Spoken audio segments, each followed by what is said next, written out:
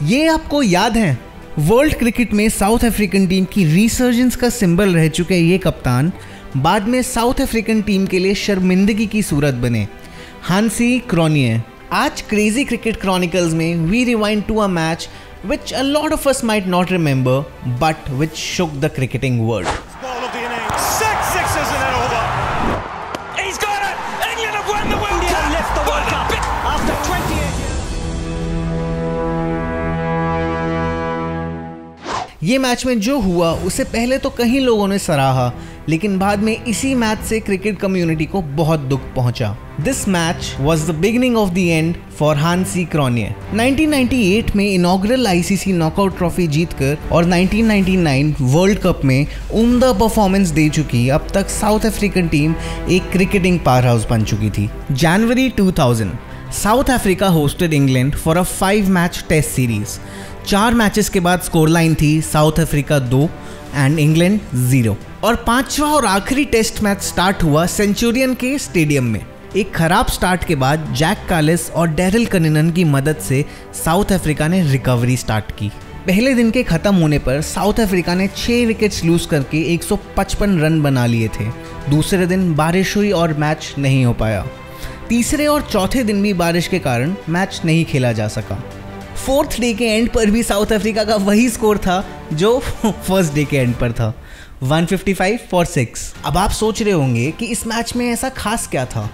अभी तो पहली इनिंग्स ही नहीं खत्म हुई थी, उसके बाद तो 3 इनिंग्स और बाकी थी।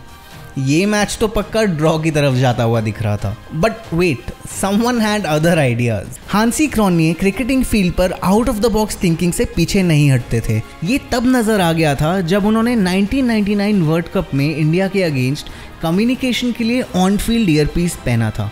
Okay, now let's get back to the Centurion match between South Africa and England.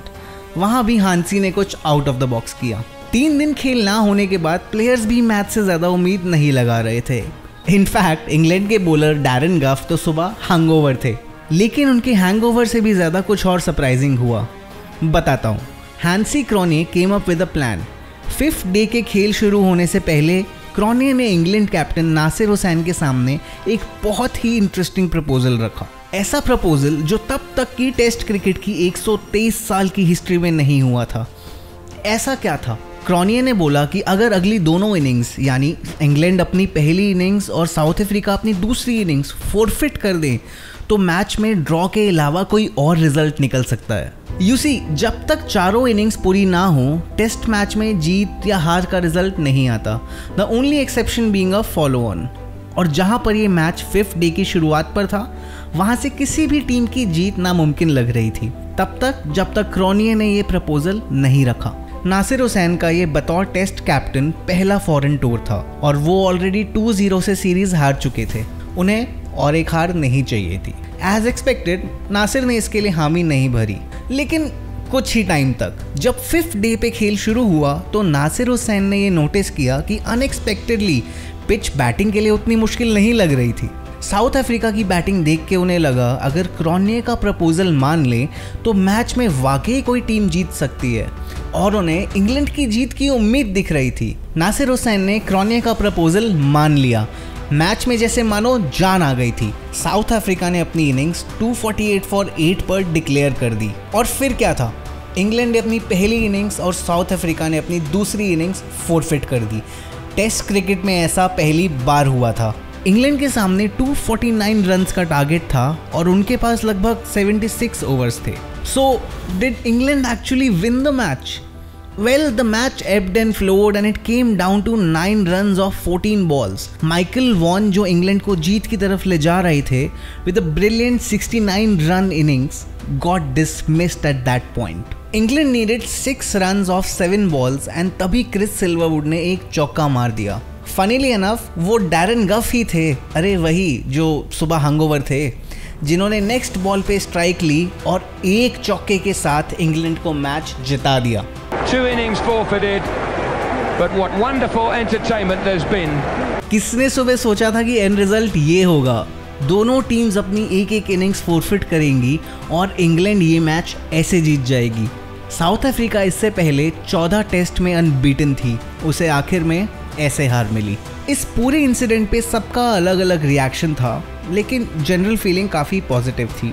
क्रॉनिये के इस डिसीजन को क्रिकेट की कई बड़ी पर्सनालिटीज़ ने सपोर्ट किया, लेकिन कुछ लोग इतने इम्प्रेस्ड नहीं थे और उन्हें क्रॉनिये का वो प्रपोजल थोड़ा स्ट्रेंज लगा। आप सोच रहे होंगे कि आखिर प्रॉब्लम क्या है, आखिर में क्रिकेट की ही तो जीत हुई, right? Wrong. Cut to almost 3 months later, April 2000। South Africa से हजारों मील दूर इंडिया में दिल्ली पुलिस ने एक टेप्ड कॉन्वर्सेशन की ट्रांसक्रिप्ट रिलीज की। ये कॉन्वर्सेशन अलेजिडली हुआ एक इंडियन बिजनेसमैन संजीव चावला और हांसी क्रॉनिये के बीच, और साथ ही हांसी क्रॉनिये पे मैच फिक्सिंग का आरोप लगा।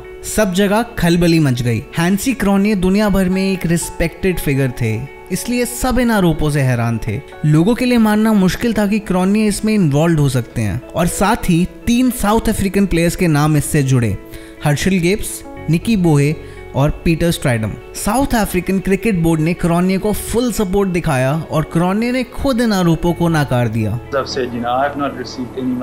लेकिन कुछ ही दिन बाद एक और ट्विस्ट आया। साउथ अफ्रीकन क्रिकेट बोर्ड ने ही क्रॉनिये को सैक कर दिया। पर क्यों? उनको क्रॉनिये ने कॉल किया और कन्फेस किया कि वो बोर्ड से डिसऑनेस्ट थे, और फिर खुला पिटारा। डॉक्टर अली बाकर, जो साउथ अफ्रीकन क्रिकेट बोर्ड के ऑफिशियल थे, उन्होंने रिवील किया कि एक सीरीज के दौरान क्रॉनिये ने 10 से 15,000 डॉलर्स रिसीव किए। उन्होंने ये भी क्लैरिफाई किया कि ये पेमेंट सिर्फ इंफॉर्मेशन और फोरकास्ट देने के लिए थी, फिक्सिंग के लिए नहीं। क्रॉनिये ने इसे बाद में डिनाई किया। अगले ही दिन साउथ अफ्रीका ऑस्ट्रेलिया के खिलाफ एक वनडे मैच खेलती है, एंड क्रॉनिये ऑब्वियसली उसका पार्ट नहीं थे। रिपोर्टेडली एक साउथ अफ्रीकन न्यूज़पेपर में एक पोल हुआ जिसमें 94% रीडर्स ने वोट किया कि क्रॉनिये को फिर से खेलना दिया जाए। क्रॉनिये के लिए मिले सपोर्ट का एक और एग्जाम्पल, उनकी जगह कैप्टन बने शॉन पॉलक ने ऑस्ट्रेलिया के खिलाफ पहले वनडे में मिली जीत को हांसी क्रॉनिये को डेडिकेट किया। लेकिन एक इंक्वायरी होना तो इनएविटेबल था, और साउथ अफ्रीका वर्सेस इंग्लैंड वाला वो टेस्ट मैच भी इस इंक्वायरी का हिस्सा बना। किंग्स कमीशन की इंक्वायरी में कई खुलासे हुए। हर्शल गिब्स, निकी बोहे और हेनरी विलियम्स जैसे कई खिलाड़ियों ने टेस्टिफाई किया। यहीं पर हर्शल गिब्स और हेनरी विलियम्स ने कबूल किया कि क्रॉनिये ने उनको अंडर परफॉर्म करने के लिए पैसे ऑफर किए थे। इन सारे खुलासों के बाद आया क्रॉनिये का confession. He accepted that he took thousands of dollars. लेकिन क्रॉनिये ने कभी भी ये इल्जाम नहीं माना कि उन्होंने मैच फिक्स किए। 2000 में साउथ अफ्रीकन बोर्ड ने क्रॉनिये के खेलने पर लाइफ लॉन्ग बैन लगाया, जिसके खिलाफ बाद में क्रॉनिये ने अपील भी की, पर वो डिसमिस हो गई। 2002 में एक अनफॉर्चुनेट प्लेन क्रैश में क्रॉनिये की महज 32 साल की उम्र में मौत हो गई। साउथ अफ्रीका अपार्थाइड से उभरा, और 1990s में वर्ल्ड क्रिकेट में साउथ अफ्रीका ने जो अपनी छाप छोड़ी, उसमें हांसी क्रॉनिये का बहुत बड़ा हाथ था। लेकिन उन्होंने बाद में ये बोला, उनके अंदर पैसों को लेकर एक अलग ही चाहत थी, वो चाहत जो उनके सेलिब्रेटेड करियर को एक निराशाजनक मोड़ दे गई। अगर आप सोच रहे हो कि इन सब का उस South Africa England test match से क्या लेना देना है, तो ये सुनिए। क्रॉनिये ने अपने कन्फेशंस में उस टेस्ट मैच का भी खुलासा किया। हुआ ये था कि क्रॉनिये ने बुकीज से कुछ पैसे और एक लेदर जैकेट के बदले उनसे एक वादा किया। क्रॉनिये को इंश्योर करना था कि उस मैच का ड्रॉ के अलावा कोई और रिजल्ट आए। जिस जेस्चर को सबने सपोर्ट किया था और जिसे एक out of the box approach से देखा गया था, वो कुछ ही महीनों बाद फिक्सिंग के घेरे में आ गया था। आज वो एक इनफेमस टेस्ट मैच बन के रह गया है, जिसे farmer England cricketer Michael Atherton ने डिस्क्राइब किया, and may I add quite perfectly as the end of innocence. With Crazy Cricket Chronicles, we aim to bring to you some really intriguing cricket stories. Stories which make you fall in love with your favorite game even more. Let us know what you want us to cover next in the comments below. Hey, hi, hope you enjoyed that video. The whole point of our channel is to ask fun and compelling questions, explore weird and intriguing stories, and delve into secret histories. So if that's something you are into, don't forget to subscribe to our YouTube channel and smash that like button.